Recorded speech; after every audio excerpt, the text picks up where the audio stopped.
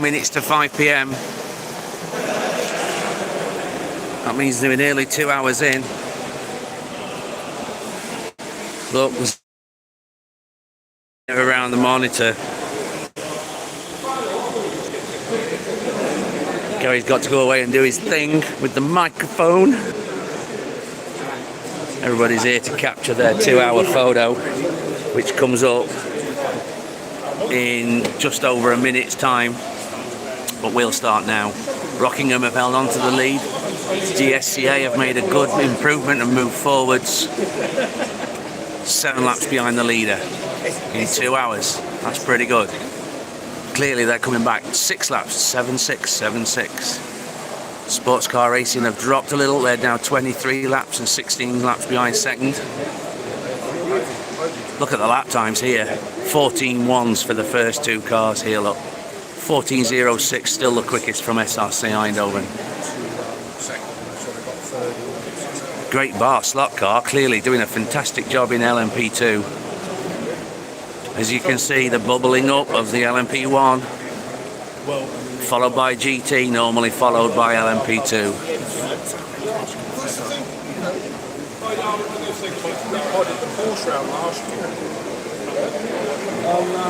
I'll move out the way and let people get their pictures. Looks like Alex is going to do the hour update.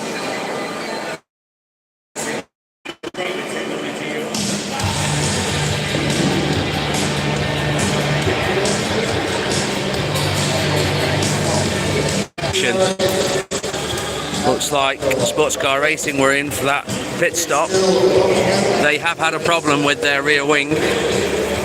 It did jam into their rear wheel. It hammed over there at Indianapolis corner.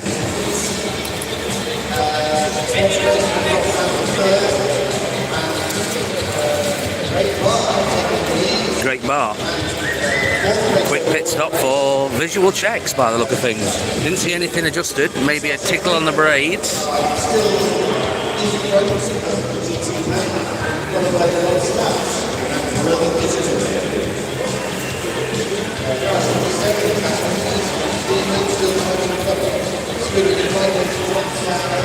That's garage 27.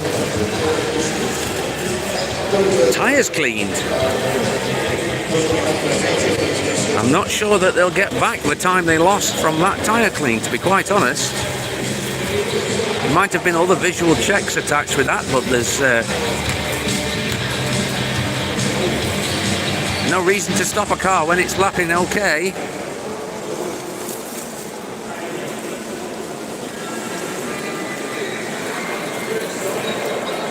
Another stop. Oh, there's Demon Slot Racing going back up the track. I wonder what's happened. Phil, why's the car been in the pits? Bigger wheels. Again? Bigger wheels back on, yeah. The 16.5s were just too low, grounded on the rails. So back to the 17. But when we put the 17s on, it was digging in the front. Nose low, wasn't it? So we've tried to lift the body up at the front. Yeah, a couple of winds on them screws. That's what, I left that to Lewis. Yeah, fine. Well, I'll tell you what it goes. It's an M2 thread, so one full revolution is 0.4 millimeters. And that's what he did. Yeah. So hopefully it won't dig in. Because the digging in was actually clicking track joints and on the lifting the gain, lifting the guide out of the slot. Yeah. Pain in the... Pain in the recticles.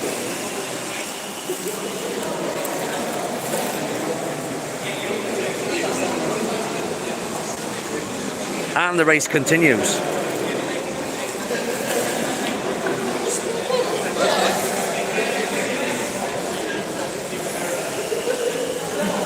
I'll set you down near the garage 27 crew and we'll have a look at these corners here.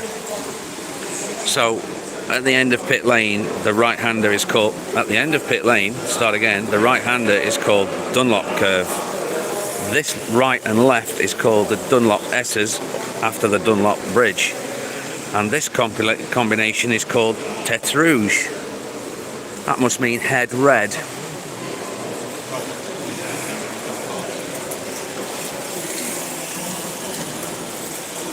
The track lighting isn't on as of yet. Obviously it's nowhere near time to go dark.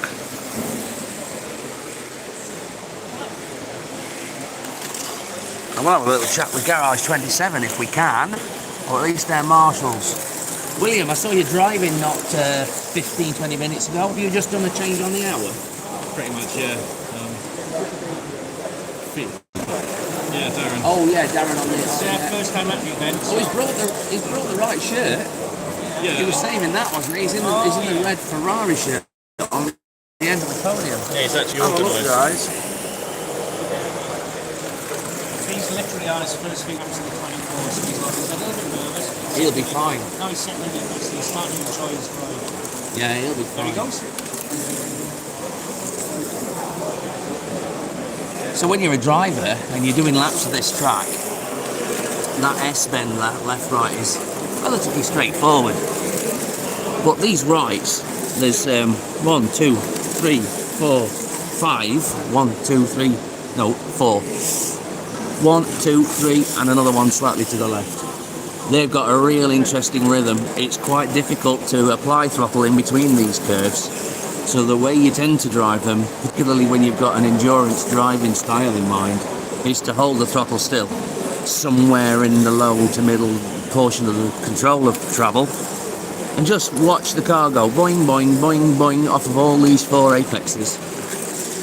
Now, when you get it just right, it feels like you've just bounced a cue ball or a snooker ball off of a cushion on a snooker table. I always liken it to that because it's got that rubbery kind of, I'm just stretching the traction, and you're bouncing off the magnet traction that the motor can provide.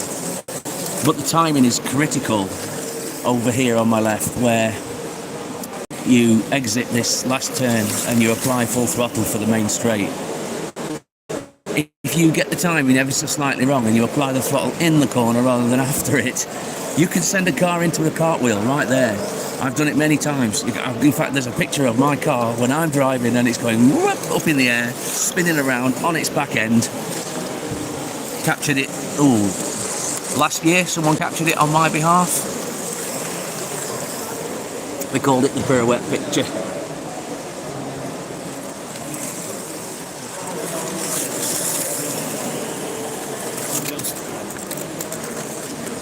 So 20 minutes before the hour, my Wi-Fi signal just suddenly seemed to drop, and went back outside, rebooted the phone, picked it back up again.